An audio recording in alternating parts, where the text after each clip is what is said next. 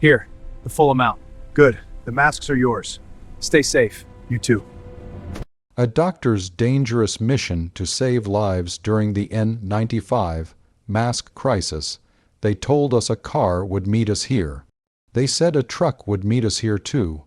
We were parked in the middle of an empty industrial area, engines idling, tension thick in the air. Nothing looked normal, nothing felt safe. A passenger in the car glanced out the window and said, "Yeah, it must be these guys." I wasn't convinced. The car ahead of us was moving painfully slow, crawling through the lot like it was testing us. My heart rate picked up. I asked the question that had been sitting in my chest for the last 10 minutes. Is this them? At that moment, this entire situation felt less like a medical supply pickup and more like something straight out of a crime movie. When bandanas replace protection, something is very wrong. Earlier that week, healthcare workers were told something that should never have been said out loud. They were informed that even if they had been exposed to COVID-19, they could continue working as long as they wore a mask. But here's the problem. Hospitals didn't have enough masks, and when supplies ran out, the guidance became even more alarming. Bandanas, scarves, those were being suggested as possible alternatives. I couldn't accept that. I wasn't about to let my friends nurses, doctors, CMAs, frontline workers walk into exam rooms and testing sites wearing scarves, hoping fabric would protect them from a virus that was already killing thousands. That wasn't going to happen on my watch. So I decided to do what I could. And what I could do was find real protection. Why N95 masks matter? The masks I was looking for weren't surgical masks, not the loose ones that hang off the face. I needed N95 respirators. N95 masks filter out at least 95% of airborne particles. They seal tightly to the face and are designed specifically to protect people who are exposed to infectious aerosols. They aren't optional for frontline medical workers, they're essential. But hospitals couldn't find them. I could, not because I was special, but because I could negotiate, search, and move faster than broken supply chains. Construction workers, painters, and industrial crews use N95 masks every day. When the world realized healthcare would need millions of them, resellers scooped them up overnight.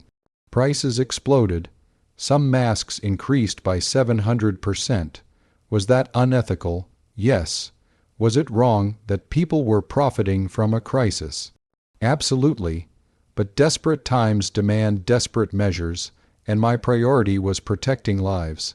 Day 1, the first deal, a phone call finally brought hope. Yes, we have 3 N95 masks, model 8210. I asked the important questions immediately. What's the expiration date? 2021. Price, $7. $50 per mask. Location, New Jersey. They were real. They were usable, and they were available. I didn't hesitate. $15,000 deposit went out. Bear, my dog, jumped up excitedly in the car. We high-fived, spirits were high, but Bear knew something we didn't. This day was not going to go as planned. Waiting and waiting and waiting, we picked up a massive truck to transport the masks. A heavy-duty vehicle meant to deliver life-saving equipment. The truck already had scratches. It felt symbolic. We arrived at the meeting location. It felt strange. Too quiet, too empty. Supposedly, a car and a truck were going to meet us here. Minutes passed, then an hour. Then another. A vehicle rolled by slowly, hazard lights on, 3 men inside, all wearing masks. This has to be them. Someone said. I wasn't sure. What's the sign? I asked. A voice on the phone laughed nervously and said, "You'll know." That's never something you want to hear. The phantom UPS truck. We were told to wait for a UPS, colored truck. Big, brown, impossible to miss. Every truck that passed raised our hopes and crushed them seconds later. Hours went by. Finally, the truth came out. The truck wasn't coming, the shipment had been delayed, wrong date, wrong location, the masks weren't fictional, but the delivery was. I had already paid the deposit. There was no turning back. Day 2, partial victory the next day, we drove to a fourth location. Exhausted, frustrated, but determined. We weren't getting all the masks, but at least we'd get half. 2 hours later, the boxes finally appeared. Real 3M masks, legit packaging, tangible protection. We rushed them to a warehouse. These need to be reserved for medical professionals. The logistics manager said, doctors, nurses, frontline workers. That was the entire point. The hustle reveals itself. Day 3 brought a harsh realization. Pricing disputes, conflicting stories, broken promises. The sellers argued among themselves about what had been agreed upon. Numbers changed. Stories shifted. I no longer felt safe continuing.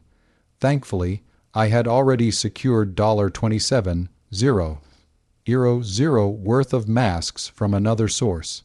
I left immediately. What I saw broke my heart that same day. I watched doctors and nurses testing patients while wearing only surgical masks. I watched healthcare workers swab noses with inadequate protection. This wasn't about testing shortages anymore.